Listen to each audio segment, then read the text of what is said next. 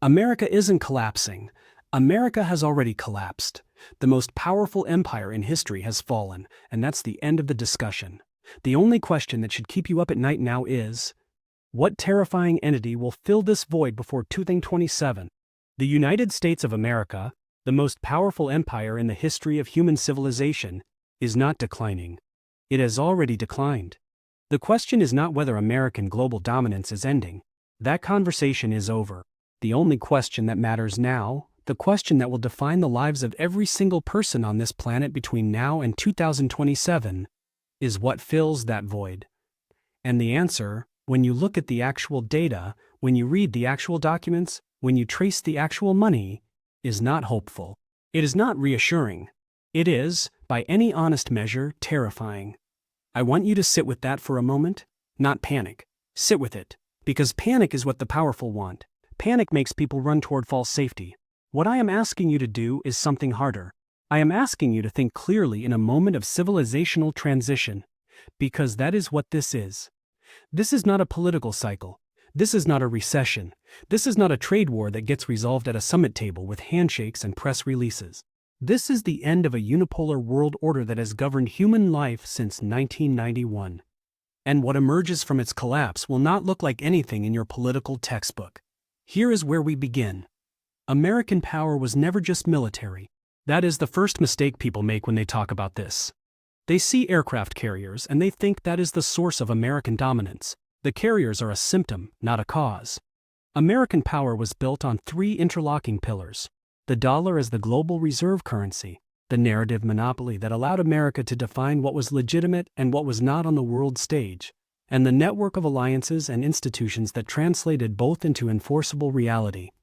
Destroy any one of those three pillars and the whole structure weakens. Right now, in real time, all three are fracturing simultaneously. That has never happened before in the post-war era. Never. The dollar is being quietly abandoned, not by adversaries, but by partners.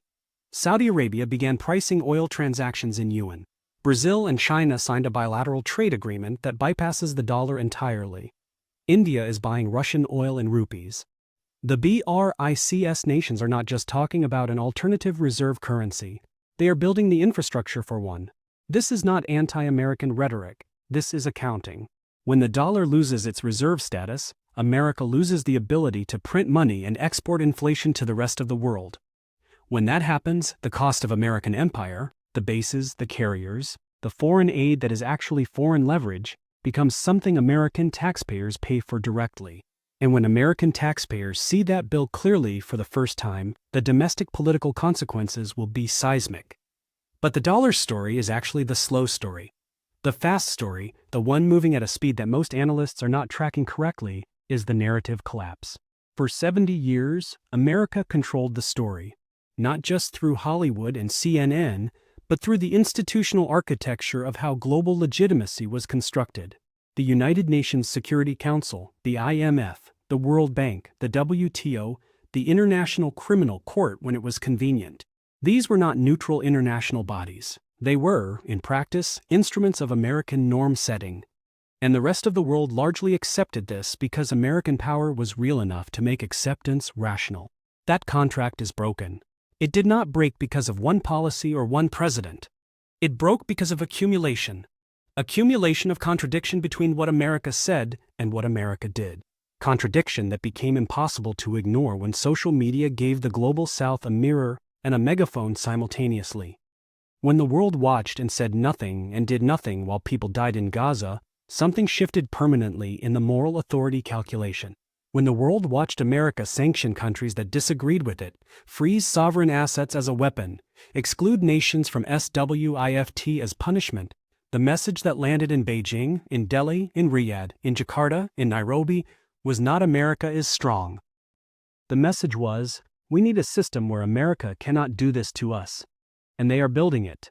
Quietly, methodically, with a patience that American political culture, which operates on 2-year election cycles, is structurally incapable of matching. Now we come to 2027. Why 2027 specifically? Because that is when several of these structural shifts reach operational maturity at the same time. China's military modernization timeline, which is not a secret, it is published in their own defense white papers, targets 2027 as the year the People's Liberation Army completes the transformation into what Beijing calls a world-class military. That is the year their aircraft carrier fleet reaches operational parity in the Pacific. That is the year their hypersonic missile systems, which currently have no American countermeasure, reach full deployment scale. But here is what almost nobody is talking about. 2027 is also when China's domestic consumption is projected to surpass America's as the largest consumer market on Earth. When that happens, the leverage mathematics reverse.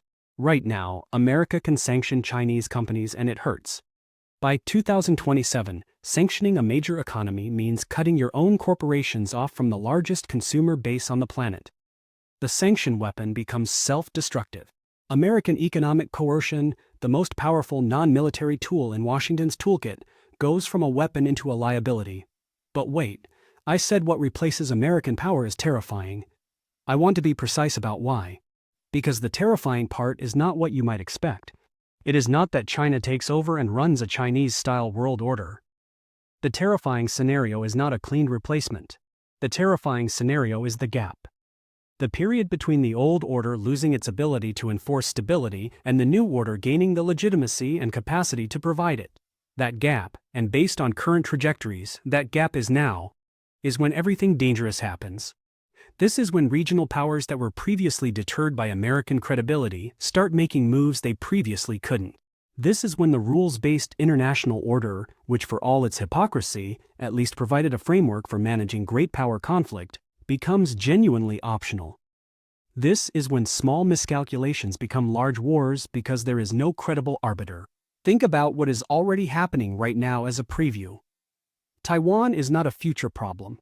It is a present pressure point where the gap between American commitment and American capability is already visible to decision-makers in Beijing. The South China Sea is not a future flashpoint. The cartographic reality there has already been changed by Chinese infrastructure in ways that American naval presence has not reversed and will not reverse. North Korea is not constrained by American deterrence the way it was in 2005. Iran is not behaving like a country afraid of American power. Russia calculated, correctly as it turned out, that the actual military response to invading Ukraine would stop at the borders of NATO. These are not isolated events. They are data points in a pattern. And the pattern is the same pattern. The cost-benefit calculation of defying American preferences has changed, and every regional actor on Earth is updating their models accordingly. Here is the part that should disturb you most. The institutions that were supposed to manage this kind of transition, the United Nations, the G20, the IMF, were designed for a world where one power had the legitimacy and capacity to enforce their decisions.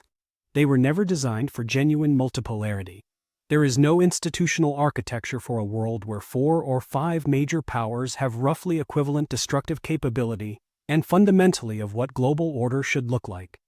The United States believes in liberal democratic norms as the universal organizing principle. China believes in civilizational sovereignty and non-interference. Russia believes in spheres of influence defined by historical and cultural connection. India believes in strategic autonomy and will not be organized into anyone's alliance system. These are not differences that get resolved at a diplomatic table. These are civilizational disagreements about the fundamental nature of legitimate governance. And there is no referee. What does this mean for ordinary people? Not geopoliticians, not generals, not central bankers, ordinary people going about their lives. It means supply chains that were optimized for a stable American-led order will not be stable. It means the food and energy price shocks of the early 2020s were not anomalies. They were previews. It means the technology systems that run daily life, the cloud infrastructure, the semiconductor supply chains, the undersea cables that carry 95% of global internet traffic are now active theaters of strategic competition. It means that the travel, the trade, the financial transactions, the social media connections that make the modern world feel like a single interconnected place are increasingly running on infrastructure that great powers are actively working to fragment, surveil, and control. De-globalization is not an economic theory anymore. It is a construction project, and it is ahead of schedule. I am not telling you this to paralyze you. I am telling you this because the first step to navigating a dangerous transition is refusing to pretend it is not happening. The political class in the West, with exceptions, is still operating in the language of restoration. Get back to normal, rebuild alliances, reassert leadership. That is not a strategy. That is nostalgia dressed as policy. The world that is coming does not have an undo button. The unipolar moment is not pausing. It is ending. The question for every institution, every economy, every society is not how do we restore what was. The question is, how do we build something viable inside what is actually coming? The most dangerous people in this moment are not the ones who see the danger clearly. The most dangerous people are the ones in positions of power who know the old order is over, but keep performing confidence in it because the alternative, admitting publicly that the architecture of the last 70 years is collapsing, feels too destabilizing to say. But silence in the face of a structural shift of this magnitude is not responsible leadership. It is a choice to let people be blindsided by something that was entirely foreseeable. And history does not forgive the leaders who had the information, had the platform, had the moment, and chose the comfort of the familiar story over the courage of the true one. The end of American global power has begun. What replaces it by 2027 is not one thing. It is not China. It is not a new multilateral utopia. It is a more dangerous, more fragmented, more contested world than anything living memory contains. And the people who will shape whether that world becomes survivable or catastrophic are not waiting for permission to act, which means neither should you.